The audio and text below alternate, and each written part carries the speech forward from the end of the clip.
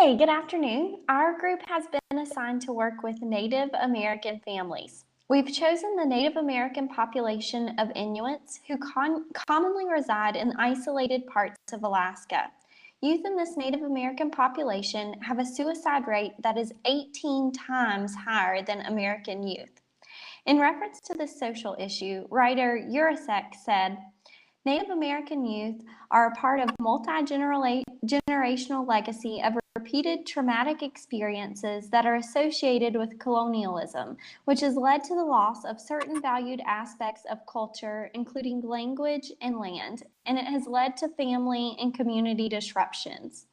Indeed, Native American populations from the Alaskan region have a history of facing much racism and oppression from colonizers who have pushed the majority white culture by eradicating Native knowledge, philosophy, spiritual practices, and beliefs, including placing poison on the tongues of those who speak Native languages. This assimilation has prompted self-alienation by the Native American Alaskan peoples, which has contributed to increased rates of suicide, addiction, and interpersonal violence. The Amaroq family is not a stranger to these issues. The father, Pana, is a seasonal fisherman who struggles with alcohol and addiction that has been passed from previous generations. As a result, his relationship with his wife, Rebecca, is on the rocks. Their two teenage daughters witness this dysfunction and are emotionally affected. Their oldest daughter, Jessica, recently attempted suicide, and the family is still dealing with the aftermath of her attempt. Our group has chosen a family systems therapy approach to working with this family. We've identified that several interlocking concepts from this theory are present. The family is struggling with differentiation of self as members of the family, such as Pana and Jessica, are emotionally reactive and fail to think through the consequences of their actions.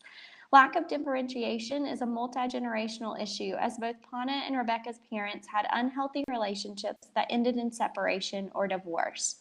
Additionally, Pana seems emotionally cut off from the family as he is physically absent most of the time due to work and chooses not to participate in family therapy.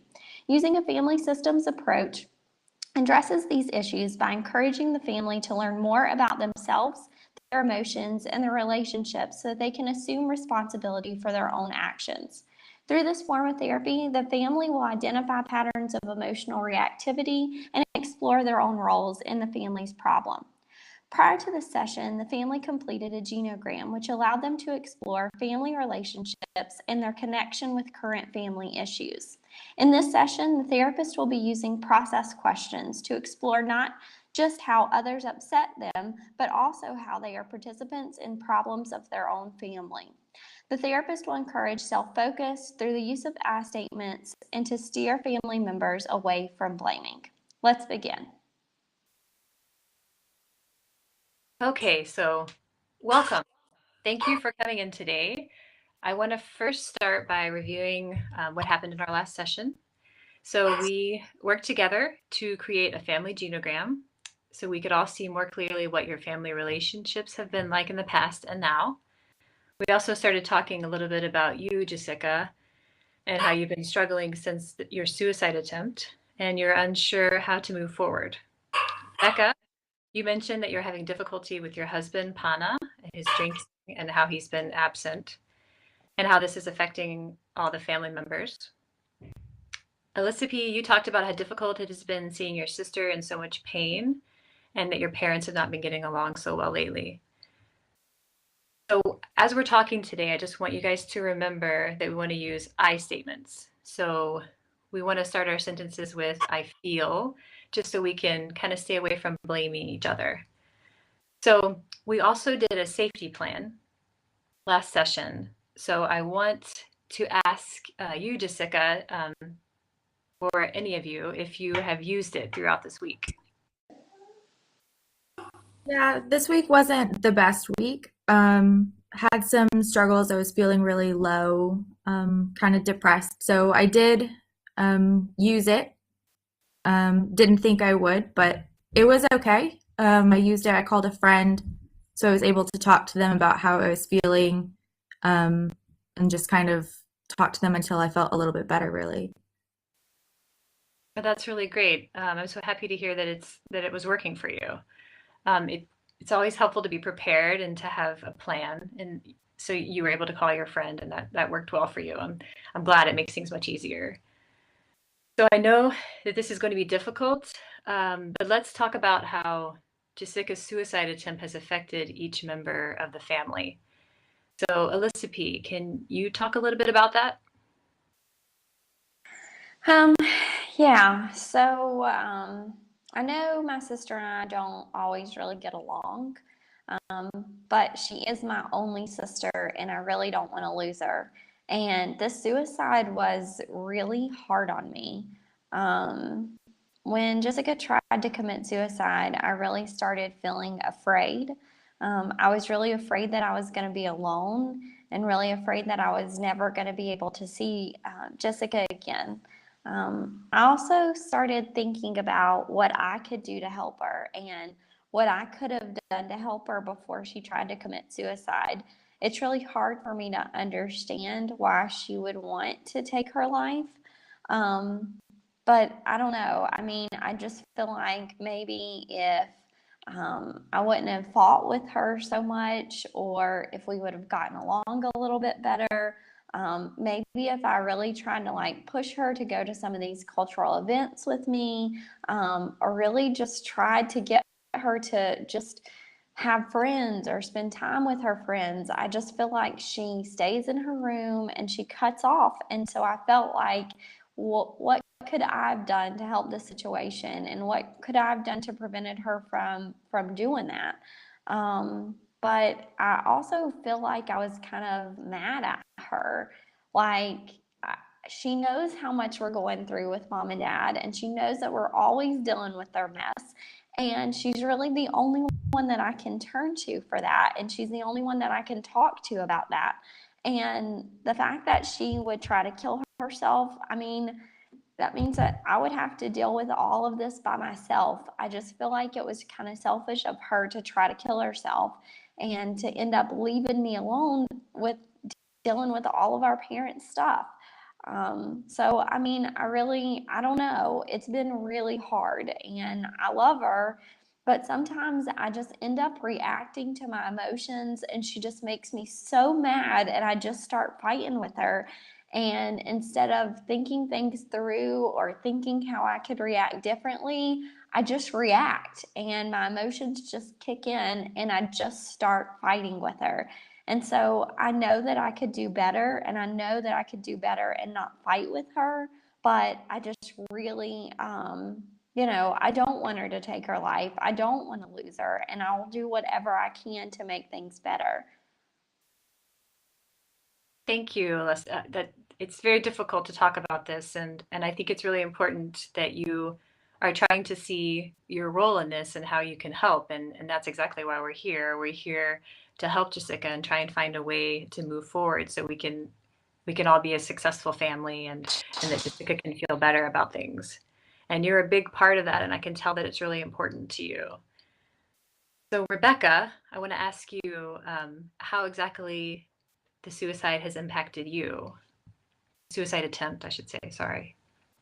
Well, what can I say? My child thought that we would be better off if she were dead.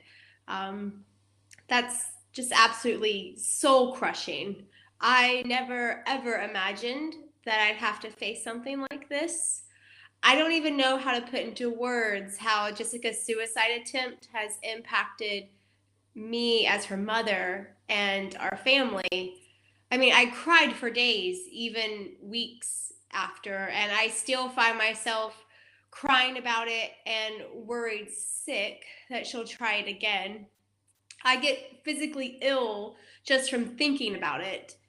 We would never be better off without her. She has so much to live for, and I don't understand why she'd want to take her own life. I just want her to want to live and to know how much she's loved. Thank you, Rebecca. I know that this is hard to talk about, and I can see how much you love Jessica and how much you are struggling to know how to help her and how to move forward with the family. So, Jessica, can you tell us how it makes you feel to hear your family talk about the suicide attempt? Like listening to them, they make it sound like I think it's their fault, like I don't care about them and that I did this because of them when it really has nothing to do with them. I have my own things that I'm dealing with that it's just has to do with me. It hurts a lot to hear them say that they didn't think that I would be around or that I think that they're better off without me. And that's, I love that. I love them. And I love my mom and I love my sister. And it's not about, I don't know. It's not their fault. I love them. It's my own stuff. Thank you. I know it's hard for you to see your family in pain. I can see that. Can you talk a little bit about what it's been like for you dealing with things since the suicide attempt? It's been hard. Like a part of me is glad that, they're around and that people want to help and stuff. But at the same time, sometimes I feel like I'm walking on eggshells around people that all they're constantly thinking about is if I'm okay. Um, and just people are always there now. So even if I want my own space or if I am in a good mood, people are still asking me if I'm okay. And it just kind of keeps reminding me about it, I guess. I can't, sometimes, some days are hard to move forward away from that. Um, but it has been okay. It's been better than it was before, I think. Just having people available to listen if I need them. It sounds like you're really focused on moving forward and going towards the future and putting it behind you. And people are still showing a lot of concern for you, and that's difficult because it kind of brings it back up for you. Um, Yeah. but I can see that you're really focusing on the future and getting better, and that's a really great thing. And your family, you being here with your family, I think we're moving in the right direction. So, Rebecca, I want to ask you if you can tell me a little bit about how you guys managed difficult feelings in the past as a family. How we've handled things up until now, I don't think we've been handling it at all. I mean, Pana drinks to handle the stress, but I know this all hurts him just as it hurts me. Just because our little girl, she's the only thing that we talk about when we're not fighting. Um, I try my best just to block it out on most days so I don't break down any more than I already do. Jessica obviously isn't coping very well, and I just live in this constant fear that she'll break down again. Alyssa P seems to feel like she's forgotten in all the chaos, and to be honest, I fear she'll go down the same path as her sister if we don't address this now. There's just a lot of fighting, arguing, and constant stress that's going on in our household. Okay, I just go ahead. I just, I hear what my mom is saying, and I know how bad she's hurting right now, and I just can't get past the fact that I just really feel like a lot of our problems tend to revolve around Jessica. It's like it's like everything is all about her all the time, and I just You think get I so want this? frustrated. You think I want all this attention that, I want all these eyes on me that Jessica has this problem, she's up to this, she's doing no good. You think I want this?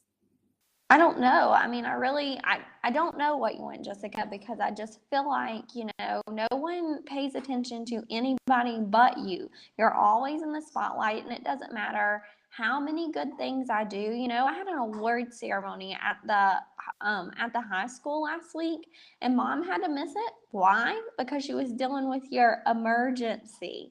I just really want you to get better because I want our family to just go back to normal. So we're not thinking about Jessica and Jessica's issues all the time. I want to be able to get through this and move on so we can just act normal again.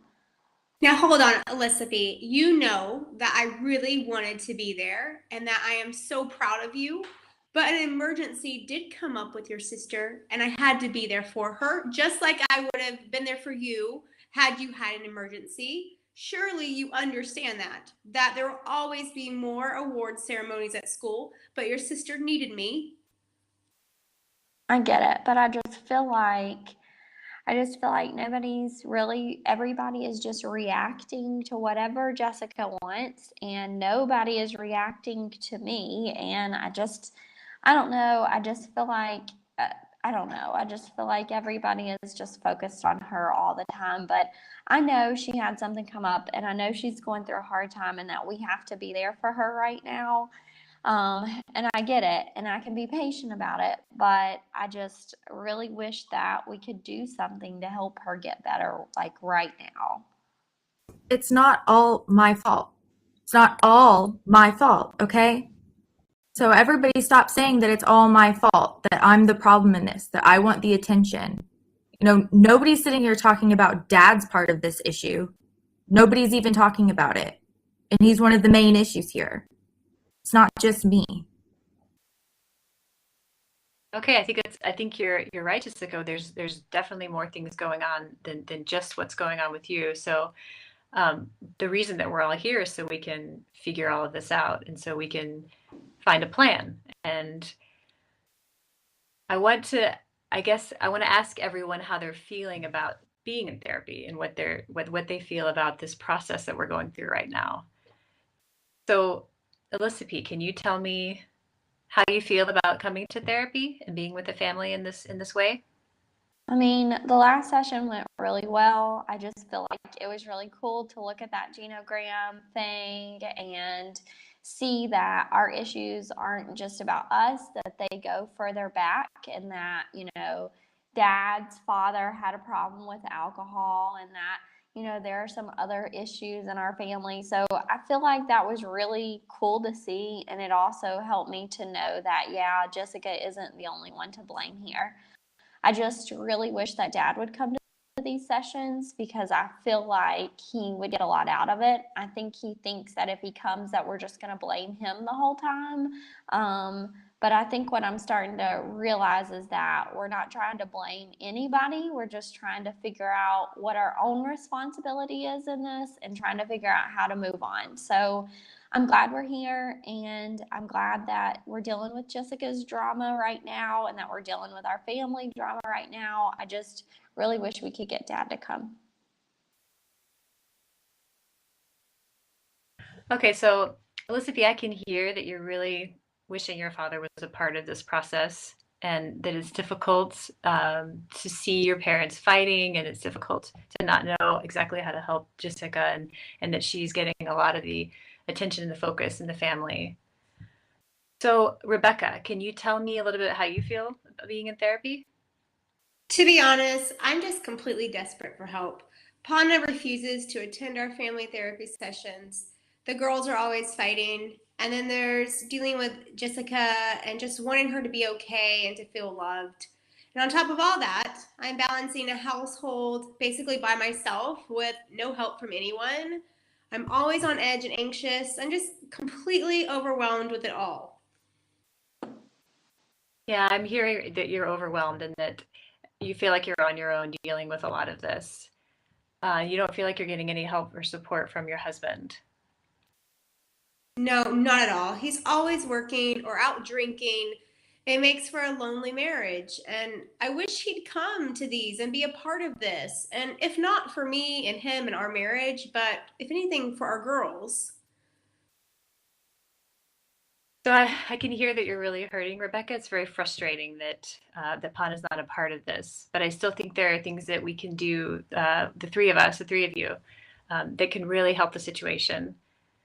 Jessica, I want to ask you how it makes you feel when you hear your mom talk about all the issues that she's experiencing and the feelings she's having. I mean, I understand that she has her own stuff. I mean, dad is difficult, and I guess according to, you know, Alyssa P, that, my drama is really difficult, but I do want them to get help. I do think that, we need it. So I hope that she's able to find that here.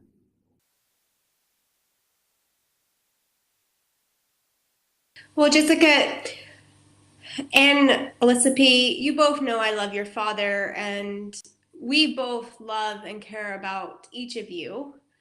And, If we're he cared, he would be here. Stop defending him. He's helping to tear this family apart, and he's not here because he doesn't care, but you choose to stay with him. So don't tell me he cares. we're all going to work through this. This is exactly why we're here. He does care. I'm going to try to get him to come to our sessions. We can try to get him to come, but even though he's not here, I know that he cares. Okay, so Jessica, I can hear that you're really frustrated with how things are currently going. And I think maybe we could look at some goals that you guys all have as a family and how you could best be supported. Rebecca, do you have a specific goal in mind that you would like for you and the girls to work on during the therapy sessions? I like for our family to just spend some more quality time together. I want to enjoy being with my family and not have all the arguing and the stress and the chaos. I want to be able to eat dinner together in peace and enjoy each other's company. That's what I really want. So it sounds like you want to increase communication and the positive interactions amongst the family members. Is that correct, Rebecca? Yes, absolutely. Okay, so just Jessica and Alyssa P, how do you feel about the goal that your mom's come up with? Is it increase in positive interactions and more communication something you guys would like to work towards?